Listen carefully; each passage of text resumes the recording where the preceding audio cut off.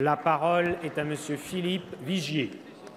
Monsieur le Premier ministre, dimanche dernier, le Président de la République a annoncé la suppression totale de la taxe d'habitation après le vote de son exonération pour 80% des Français l'an dernier.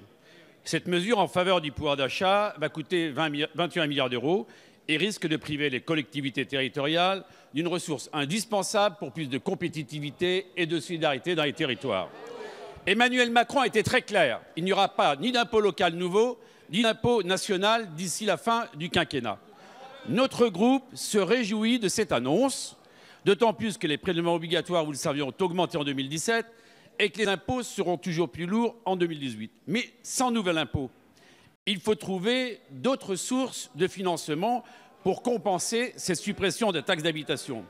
Notre groupe, Monsieur le Premier ministre, est favorable à cette idée de suppression de taxe d'habitation, mais des doutes doivent être levés. Le premier, pouvez-vous nous garantir que les collectivités territoriales auront une compensation à l'euro près et que leur autonomie financière sera conservée? La seconde question, pouvez-vous nous garantir qu'il y aura un lien entre les territoires et la fiscalité des ménages et des entreprises?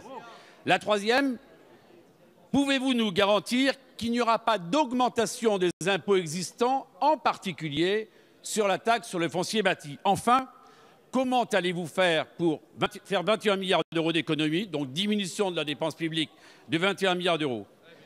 Monsieur le Premier ministre, les collectivités sont dans le flou et ont besoin de confiance. Il faut donc les éclairer et répondre de façon précise à ces 4 interrogations. Je vous remercie. Merci, Monsieur le député. La parole est à Monsieur Olivier Dussopt, secrétaire d'État auprès du ministre de l'Action et des Comptes publics. Merci, Monsieur le Président. Mesdames et Messieurs les députés, Monsieur le député Philippe Vigier, vous avez rappelé avec raison que le Président de la République s'est engagé à répéter son engagement dimanche soir de supprimer la taxe d'habitation, non pas pour 80% des ménages, mais pour 100% des ménages.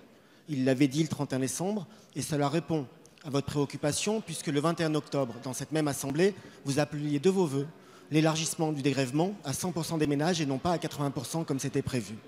Le dégrèvement pour 80% des ménages aura lieu partiellement dès cette année.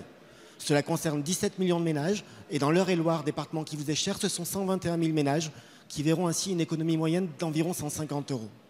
Nous avons prévu dans la loi de programmation des finances publiques la compensation à l'euro près des collectivités pour le dégrèvement qui concerne 80% des ménages. L'élargissement de 80% à 100% représente une dépense supplémentaire, en tout cas une compensation nécessaire d'une dizaine de milliards d'euros quand on compte la taxe d'habitation des résidences principales et des résidences secondaires, et vous admettrez avec moi que c'est certainement un sujet à traiter de manière différente.